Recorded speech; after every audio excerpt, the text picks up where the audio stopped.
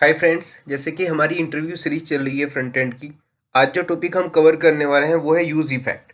Use effect एक बहुत important hook है रिएक्ट के अंदर, और इसके बिना तो शायद ही डेवलपमेंट कंप्लीट होता हो फंक्शनल कंपोनेंट के अंदर। ये बहुत इंपॉर्टेंट चीज़ है और आज मैं आपको बताऊंगा कि ये वर्क कैसे करता है। सबसे पहले थोड़ा सा इसका ब्रीफ देख लेते हैं कि एक्चुअल में ये होता क्या है।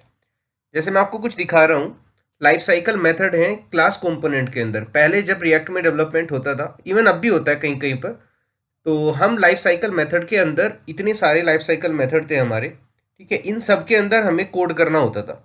लाइक अगर हमें कोई एपीआई कॉल करनी है तो वो कौन से लाइफ साइकिल मेथड के अंदर कॉल होगी, कोई स्टेट अपडेट हुई है तो वो हमें फिर अपडेशन के लिए एग्जीक्यूशन कोड कहाँ पे लिखना है, तो ये सारे याद करने होते थे। सबकी फंक्शनैलिटी हमें याद करनी होती थी कि किस लाइफ साइकिल मेथड के अंदर क्या होता है। लेकिन फंक्शनल कंपोनेंट के अंदर ऐसा नहीं है।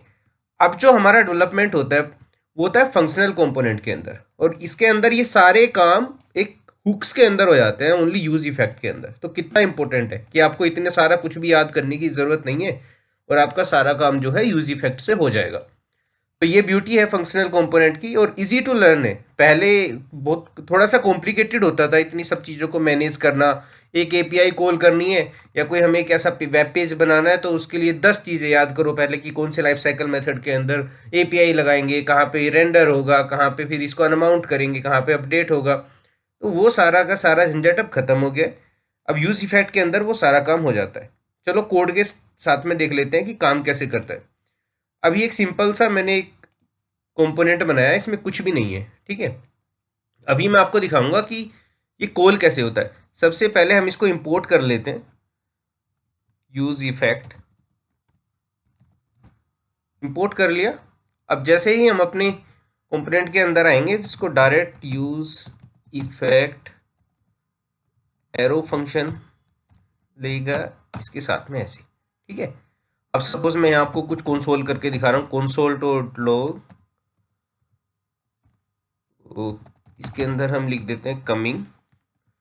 अब मैं अपना कंपोनेंट लोड करके दिखा रहा हूँ आपको, देखो कमिंग आ रहा है ना। तो अब ये तो हो गया एक काम कि हमने लोड पे हमने इसको लगा दिया, लेकिन क्या ये हम कोई स्टेट अपडेट करेंगे तब काम करता है? ऑब्वियसली करता है। कैसे करता है चलो देख लेते हैं। एक स्टेट बना लेते हैं, const num set num equal to use state. By default value कर लेते हैं इसकी 0। ठीक है, इस तरीके से करते हैं। अब यूज स्टेट को भी इंपोर्ट कर लेते हैं, इसको भी इंपोर्ट कर लिया। अब जो नम की जो वैल्यू है, सपोज मैं एक बटन बनाऊंगा, बटन बना लेते हैं और मैं इसकी वैल्यू को अपडेट करके दिखाता हूँ। ठीक है,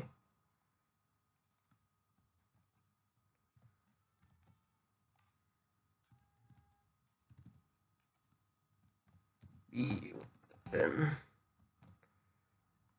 बटन के ऑन क्लिक पर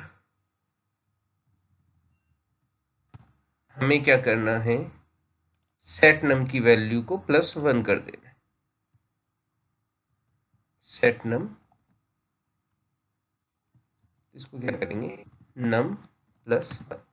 ठीक है, यहाँ तक तो समझ आ रहा है, इसमें तो कुछ है नहीं। हमने एक स्टेट बनाई है नम करके, नम की वैल्यू बाय डिफॉल्ट 0 है। नम की वैल्यू को प्रिंट भी कर लेते हैं, सपोज यहीं पे कर देता हूँ मैं, जेएस के बाद में ही लगा देते हैं इसको।